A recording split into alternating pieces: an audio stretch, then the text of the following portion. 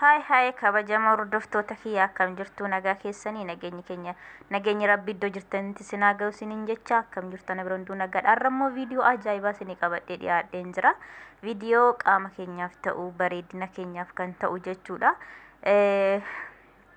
Qalaalumatti akkamitti qaama keenya nuuf lasallasiisu yookiin immoo nuuf bareechu qaama keenya hunda dibachuu hin dandeenya. Miila keenyas iddoo barbaanne dibachuu dandeenya. Homaa rakkoo hin qabu jechuudha. Akkuma argaa jirtan kana waan hundumayyuu fideen jira jechuudha. Waanuma naannoo keenya jiru jechuudha. Waan fageenya irraa dhufu miti kuni. Asumatti naannoodhuma keenya keessatti manumatti keessatti waan argannudha jechuudha. Yookiin immoo birrii guddaadha waan binnee alaa finnu miti. Qalaalumatti akkamitti qaama keenya qulqullina qaama keenya akkamitti eeggachuu dandeenyu harka keenya miila keenya qaama keenya iddoo barbaanne dibachuu dandeenya jechuudha. Akkuma argaa jirtan kunoo loomii muuzii fideen dhufe jechuudha. Muuzii sukkaaradha kuni sukkaara fideen dhufe. Kun loomiidha. Kun immoo haannanni jechuudha. Haannan shinii tokko fideen dhufeera jechuudha. Haannanni kun akkuma argaa jirtani. Kun immoo ruuziidha jechuudha. Ruuzii fidee dhufee jira jechuudha. Kun immoo muuziidha. Muuzii keessa isaa odoo hin taane qola isaa bichaadha kan nuti fayyadamnu jechuudha. Akkuma argaa jirtani isiniin jedha. Qola isaa bichaa gubbaa isaa bichaadha kan nuti fayyadamnu keessa isaa odoo hin taane yaa wanti isinirraa barbaachisu viidiyoo kana amma dhumatti ilaaluu bichaadhaan isiniin jedha. Loomii akkuma argaa jirtan kunoo muuzii lama fideen dhufee jechuudha. Qola isaa irraa laannee akkamitti akka hojjennu viidiyoo kana amma dhumatti ilaaluu qabdu jechuudha. Qalaalumatti akkamitti akka nu ta'u kan itti daakamu fideen dhufe jechuudha. Kun amma maashinaan itti daaku jechuudha. Inni kun immoo xiqqoo ishii asii jala isaadha jechuudha. Kun jalli isaa xiqqoodha. Kun ishiin kun xiqqoodha waan ta'eef inni gubbaa isaa immoo guddaadha waan ta'eef bishaan itti ganna jalaa naquu danda'a. Isin immoo kanumatti daakachuu hin dandeessu akkanaa ta'eetoo hundumti keessaniyyuu hin beektu inni jalaa isaa guddaa kan ta'e jechuudhaan bishaan ganna si jalaa nanne yookiin immoo aannan kan sin jalaa gadi naqne. Ani immoo qalaalumatti kan juusii itti daakanitti jechuudha. Kanattan daakadha jechuudha. Kun waan xiqqaateef jechuudha. Isin immoo akkuma dura isinitti agarsiise isa xiqqaatti daakachuu hin dandeessu kan barbaadanitti daakachuu hin dandeessu isiniin jedha. Amma kan akkanitti irraa kunna jechuudha. Qoshaashaa isaan booda akkasitti laannaa muuzii qola isaati jechuudha kan nuti barbaannu. Qola isaa akkasitti irraa baafanna jechuudha.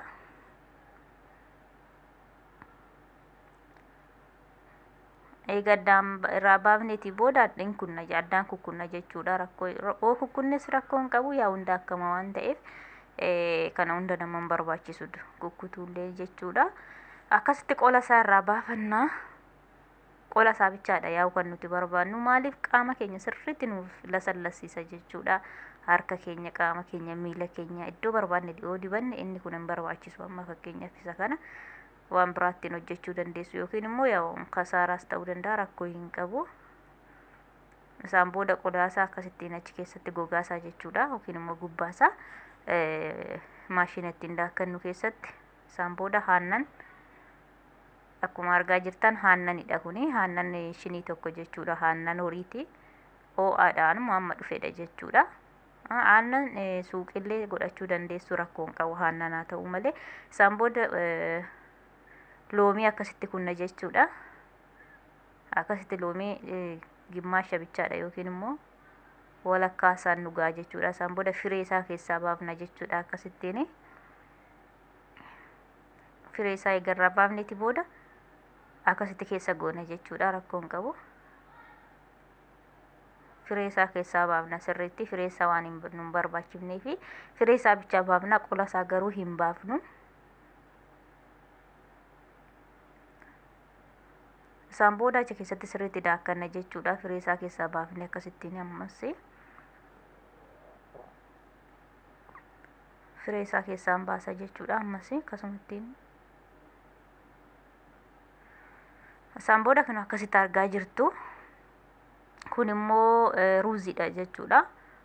Ruuzii maankaa tokko lama sadii maankaa shoorbaa sadi bichaadha jechuudha. Ruuzii nyaataaf kan ta'u rakkoon qabu ruuzii kamiyyuu yoo ta'e keessatti iyyuu ruuzii fi qaqalloos yoo ta'e uma rakkoon qabu siniin jedha. Ruuziidhuma haa ta'u malee rakkina hin qabu. Maankaa sadi akkuma argaa jirtan kun immoo sukkaara amma miti kan itti naqnu boodarra jechuudha. Sukkaara eega daagnee finnee boodadha siniin jedha. Hamma hin daagna jechuudha qallaalumatti. Hin daagna jechuudha amma sirriitti akka sagalee isaa isinitti hin baanee fi daakee fixeera jechuudha amma. Kanoo daakee fixeera. Akkasitti keessaa naqanna jechuudha saanaa keessatti yookiin immoo waan gurguddi jedhe keessatti akkasitti keessaa baafanna jechuudha. Daakameera amma akkuma dura argitan yaa ruuzii fi muuzii fi loomii bichaadha jechuudha kanas keessa jiru. Garuu sukkaara sin barbaachisa waan ta'eef sukkaara boodarratti naquu dandeenya rakkoo hin qabu siniin jedha. Maaliif kana iddoo lamatti adda baafna jechuudha. Iddoo lamatti adda baafne booda kolgeettiitti goona. Yaa viidiyoo kana amma dhumaatti ilaaluu dandeessu siniin jedha. Maaliif kun bobaa keenyaaf illee hin ta'a. Bobaa keenya jalatti ammoo wanti akkuma dura siniin jedhe akkuma dura ruuzii walitti damakee hunduma isaa daaketti fixeen jira jechuudha. Amma immoo dibachuudhaaf ka'een jira jechuudha.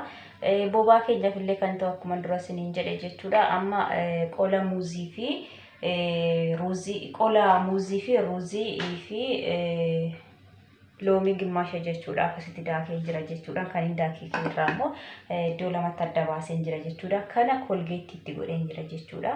Dhiifama silfuun duratti hin goone waan ta'eef kuni walumatti daakee garuu adda baasee kanatti kolgeettii godheen jira jechuudha. Maaliif kana kan hin kolgeettiitti godhee fi bobaa keenya jalatti illee gisee tokko tokko bobaan keenya kan gurraacha'u isallee yoo dibanne sirriitti nuuf qulleessa jechuudha. Bobaa keenya kolgeettii fi ruuzii fi ምንድነው ወይኔ እሺ ሪዮታ ኪያ ወልቲ ዴቢኔ ዝራ ኩማንዶራ ስኒን ጀዴ ዳኬ ፊጤን ጅራ ጀቹዳ ዳኬ ፊጤን ጅራ ኩማንዶራ ወንዱ መሳስን ተገርሲስቲ ቆላ ሙዚ ፊ ሩዚ ፊ ቆላ ሙዚ ሎሚ akkuma dura siniin jedhetti daakeen jira jechuudha. Gin iddoo lamatti adda baasen jira jechuudha. Kana garuu silfuun duratti waan hin hojjenneef dhiifama siniin jedha. Nan dogoggore kanatti kolgeettii godheen jira jechuudha. Akkuma argitan kunoo kolgeettiin na bira jira. Kunoo kanatti godheen jira jechuudha. Maaliifan kolgeettiitti godhe isa kanatti sirriitti bobaa keenya jala gisee gurraacha'u jechuudha. Bobaa keenya jala illee dibannee bobaan keenya sirriitti nuuf akka bareeduuf yookiin immoo qulqullina bobaa keenyaatiif illee kan eegu jechuudha. Nuuf qulleessa jechuudha. Dabbasaa namni illee gisee tokko tokko yoo namarratti baay'ee namarratti iyyuu jechuudha. Isarraallee isumallee nuuf qulleessa jechuudha. Isa kana immoo kobaatti hambiseen jira jechuudha. Qaama keenyaaf kan ta'u qaama keenya yookiin kan lallaisiisu kana adda baaseen jira jechuudha. Inni kun kolgeettii hin qabu jechuudha. Akkuma dura isinitti agarsiise ruuzii fi qola muuzii fi loomii bichaadha kun kan qabu jechuudha. Akkuma dura isinitti agarsiise walitti daakeen jira jechuudha. እንግዲህ አምማ ሲፉን ድረተን ድበደ jechuudha. Kana akkuma dura isinitti agarsiise jechuudha. Kuni qaama keenyaaf kan ta'u jechuudha. Qaama keenya akkasitti irratti sukkuumne akkasitti qaama keenya qaama kamiyyuu ta'e morma keenya jala bobaa keenya qaama keenya hunda luka keenyas yoo ta'e iddoo feene dibachuu dandeenya jechuudha. Maaliif shakaaraadha jechuudha. Kuni muuzii qola muuzii fi ruuziin sun sirriitti waan indaakamneef sirriitti shakaaraadha jechuudha. Akkasittiin irratti riguu qabna jechuudha. Yookiin immoo irratti sukkuumuu qabna jechuudha. Akkasittiin daqiiqaa 20 hanga 15tti rakkoon qabu jechuudha. Akkasittiin ofirra tursitu jechuudha. Sirriitti qaama keenya nu bareessa jechuudha. Ingidihi barri haaraa dhufaa jira. Tirii tokko qopheessinee bareednee bara haaraa ayyaana Enqixaaxashii kabajuun nurra jira jechuudha. Anna akkasitti hundumti keessaniyyuu ilaaluu qabdu. Maaliif viidiyoo isaa sinirraa kan eeggamu viidiyoo isaa gadhumaatti ilaaluu bichaadha. Egaa ilaaltanii booda sinis immoo akkasittiin itti fayyadamuu hin dandeessu jechuudha. Akkasittiin daqiiqaa digdama yookiin immoo hanga 15tti yoo ofirra tursuu qabdu jechuudha. Qaama keessan hunda dibachuu dandeessu, rakkoo hin qabu. Morma keessan, luka keessan hunduma isaayyuu sirriitti maaliif nu bareessa jechuudha, nu qulleessa jechuudha. Qodaa keenya immoo yookiin bu'aa keenya immoo sirriitti nuuf lasallassisa jechuudha. Akkasittiin sirriitti harka keenya irratti anama fakkeenyaaf yaa harka koo bichaa yeroodhaaf jechuudha. Maaliif yaa kaameraa fuulduratti qaama hunda dibachuudha waan hin barbaanne amma harkuma koo akkasittiin dibadhee isinitti agarsiisa jechuudha. Isinis immoo yaa duuba kaameraatti qaama keessan hundayyuu luka keessan dibattanii dhiqachuu hin dandeessu jechuudha. Maaliif sirriitti nu qulleessa jechuudha. Qaama keenya sirriitti bareechaa lasallassisa jechuudha. amma dhiqadhutti እንግዲህ amma daqiiqaa muraasa narra turutti amma walitti deebinutti wajjiniin tura. እሺ hiriyoota kiyya deebi'ee dhufeen jira jechuudha. Kanoo dhiqadheen jira. Kanoo akkasitti dhiqadheen jira jechuudha. Fooxaa lalbas jedheen immoo qaama keenya goggolfachuu qabna jechuudha. Nama fakkeenyaaf yaa akkuma dursanitti harka kiyya bichaadha kan inni dibadhee akkasitti kunoo qaamni keenya sirriitti nuuf bareeda jechuudha. Suma dhugaatii sirriitti qaama keenya bareechaa nuuf lasallassisas jechuudha.